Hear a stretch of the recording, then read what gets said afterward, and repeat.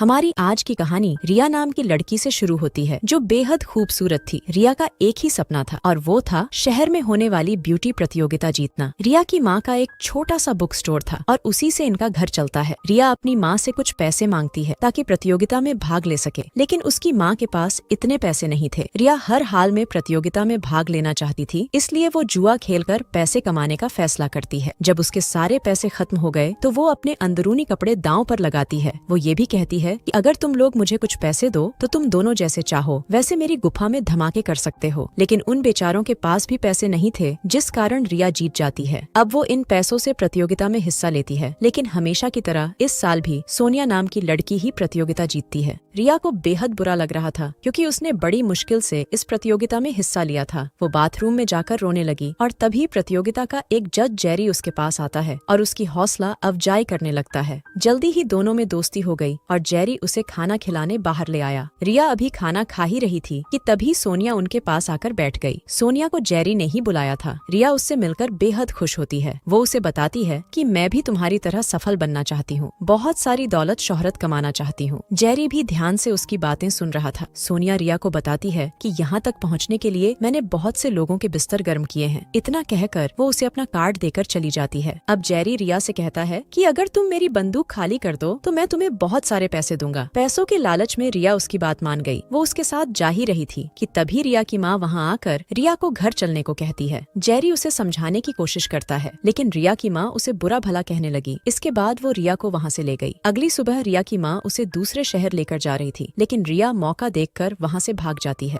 रिया जल्दी जल्दी अमीर होना चाहती थी और इसके लिए वो किसी भी हद तक जाने को तैयार थी, किसी के भी आगे घोड़ी बनने को तैयार थी। कुछ ही देर बाद वो सोनिया और उसकी माँ मरीना के साथ नजर आती है। मरीना और सोनिया अमीर लोगों की गर्मी शांत करने का काम करती थी और आज वो रिया को भी इसी काम पर लगाने वाली थी। जल्दी ही दोनों माँ बेटी रिया को समझाकर एक कमरे में भेज देती है। कमरे में जेरी उसका इंतजार कर रहा था और वो रिया के आते ही उसकी गुफा में धमाके करने लगा। पहले तो रिया को दर्द होता है, लेकिन जल्दी ही उसे मजा आने लगा। जेरी से मिलने के बाद मरीना रिया को उसके पैसे देती है। रिया इतने पैसे देकर हैरान थी। उसे नहीं पता था कि गुफा में धमाके करवाने पर इतने पैसे मिलते हैं। अब तो रिया दिन रात अपनी गुफा में धमाके करवाने लगी थी। रिया इस काम में नई थी। उसकी गुफा में धमाके करने के लिए लोगों की लाइन लगने लगी। लोग जैसे चाहते रिया उसी तरीके से उनका पानी निकाल देती। देखते ही देखते वो काफी अमीर हो गई। ऐसे ही एक दिन मरीना अपनी सभी लड़कियों के साथ समुद्र किनारे पार्टी कर रही थी। इसी बीच रिया की नजर खूबसूरत कुड़ियों के एक टोले पर पड़ती है। वो सभी एक खास बोट में सवार हो रही थीं। रिया समझ गई कि ये सब भी गुफा बेचने वाली ही हैं, लेकिन वो रिया से कहीं ज्यादा अमीर लग रही थीं। रिया भी इस बोट में जाना चाहती थी, जिस पर मरीना कहती है कि तुम अभी उतनी काबिल नहीं हो। तभी रिया की नजर एक आदमी पर पड़ती है। वो समझ गई थी कि जरूर ये आदमी अमीर लोगों के लिए लड़कियों का इंतजाम करता होगा। रात को रिया और बाकी सब लोग एक क्लब में आए हुए थे। बोट वाला आदमी भी यही था। इस आदमी का नाम शॉन था और वो यहाँ जुआ खेलने आया था। रिया उससे बात करना चाहती थी, इसलिए वो सोनिया को साथ लेकर उसके पास आ गई और उसके साथ जुआ खेलने लगी। रिया जुए में इतनी अच्छी नहीं थी, इसलिए वो शॉन से कहती है कि अगर मैं हार गई तो तुम सोनिया के साथ आज की रात फ्री में गुजार सकते हो। हारने के बाद सोनिया शॉन के साथ चली गई, जबकि रिया जेरी के पास आ गई। जेरी उसकी गुफा में धमाके भी कर रहा था और साथ ही उसकी वीडियो भी बना रहा था। आज रिया ने अलग अलग तरीके से धमाके करवाए थे, जिससे खुश होकर जेरी उसे काफी पैसे देता है। इसके बाद रिया मरीना के पास आकर उसे सब बताती है और तभी सोनिया भी वापस आ गई। अगली सुबह ये तीनों वापस जा रही थीं और तभी शॉन रिया को अपने पास बुलाता है। मरीना आगे होकर बात करने की कोशिश करती है, लेकिन शॉन सिर्फ रिया से बात करना चाहता था। रिया शॉन से रात के बारे में पूछती है, जिस पर वो कहता है कि अगर सोनिया की जगह तुम होती तो मुझे ज्यादा खुशी होती। वो रिया को ये भी बताता है कि मैं शेखों के लिए लड़कियों का इंतजाम करता हूँ ताकि वो उनके साथ मस्ती कर सकें। रिया उसके साथ काम करना चाहती थी तो शॉन उसे कुछ कमसिन कलियां लाने को कहकर चला गया। अब रिया भी शॉन की खूबसूरत कुड़ियों में शामिल होने जा रही थी। मरीना के पास जो लड़कियां थीं, उन्हें देखकर तो जवान बंदूक में भी जंग लग सकती थी, इसलिए रिया नई लड़कियां ढूंढने का फैसला करती है। मगर इतने कम समय में इतनी लड़कियां मिल पाना आसान नहीं था, इसलिए रिया और सोनिया एक योजना बनाती है। योजना के मुताबिक सोनिया एक मशहूर फोटोग्राफर से अपना फोटोशूट करवाने लगती है और इसी बीच मौका देखकर रिया फोटोग्राफर की डायरी चुरा लेती है, जिसमें बहुत सारी लड़कियों के फोन नंबर थे। डायरी की मदद से इन्होंने जल्दी ही लड़कियों का इंतजाम कर लिया। अब ये सभी को बताती हैं कि तुम कैसे कैसे डंडा खड़ा कर सकती हो, किस तरह धमाके करवा सकती हो, कब और कहां कहां अपनी गुफा का मुंह खोल सकती हो। लड़कियों की क्लास अभी चल ही रही थी, तभी रिया की माँ उससे मिलने आ गई। उसकी माँ ने सब कुछ सुन लिया था, इसलिए वो गुस्सा होकर सुनकर वहाँ से जाने लगी। उसे तो लगा था कि उसकी बेटी साफ सुथरी मॉडल है, इसलिए अच्छे पैसे कमा रही है, लेकिन आज उसकी सच्चाई देखकर वो पूरी तरह टूट गई थी। रिया अपनी माँ को समझाने की कोशिश करती है, लेकिन कोई फायदा नहीं होता। कुछ दिनों बाद रिया सभी लड़कियों को लेकर दूसरे देश जा रही थी। रिया की टीम में मिया नाम की एक लड़की भी थी, जिसे उसका लवर छोड़ने आया था। मिया अपने लवर की मदद करने के लिए पैसे कमाना चाहती थी, इसलिए वो इनके साथ जा रही थी। जल्दी ही सभी लोग शॉन के पास पहुंच गए। शॉन सभी को बताता है कि यहाँ धूम्रपान करना मना है, बिना कहे किसी की बंदूक को छूना भी मत। शॉन की बात सुनकर सभी लड़कियां होटल के शानदार कमरों में आ गईं, जिसे देखकर उनकी खुशी का ठिकाना नहीं रहता। शॉन के कहने पर सभी लड़कियां अच्छे से तैयार होकर हार्वी और उसके भाइयों से मिलने पहुंच गईं। इन्हें यहाँ हार्वी को खुश करने के लिए बुलाया गया था और उसके कहने पर जल्दी ही सभी लड़कियां लड़कों को रिझाने लगती हैं। हार्वी के एक भाई का नाम जॉन जबकि दूसरे का नाम टोनी था। देखते ही देखते वो दोनों बारी बारी सभी लड़कियों की गुफा में धमाके करते हैं। हार्वी को मिया पसंद आ गई थी और वो उसे लेकर अपने कमरे में आ गया। इससे पहले कि वो उसकी गुफा में अपनी बंदूक डालता, तभी मिया उससे कहती है कि ये मेरा पहली बार है, इसलिए जरा धीरे से करना। मिया काफी देर बाद अपने कमरे में वापस आती है। रिया को लग रहा था कि जरूर हार्वी ने मिया के साथ जबरदस्ती की होगी, लेकिन मिया बताती है कि ऐसा कुछ नहीं हुआ, बल्कि उसने तो मुझसे ढेर सारी बातें की, मेरे लिए खाना बनाया और मुझे उसके साथ बहुत मजा आया। दिनों दिन रिया और शॉन एक दूसरे के करीब आ रहे थे, जबकि मरीना अपनी ही योजना बनाने में लगी हुई थी। वो सोनिया को हार्वी के साथ देखना चाहती थी। वो ऐसा करने की कोशिश भी करती है, लेकिन सफल नहीं हो पाती। जब शॉन को इस बारे में पता चला तो वो रिया को बुरा भला कहने लगा, क्योंकि उसकी लड़की ने रूल तोड़ा था। अगले दिन सभी लड़कियां मरीना के कमरे में बातें कर रही थीं और तभी सोनिया बुरी हालत में आती है, क्योंकि किसी ने बहुत बुरी तरह उसकी गुफा फाड़ डाली थी। हार्वी रिया के काम से बेहद खुश था। वो उसे एक महंगा तोहफा देकर बहुत सारी लड़कियों का इंतजाम करने को कहता है, लेकिन उसने सोनिया और उसकी माँ को लाने से मना कर दिया था।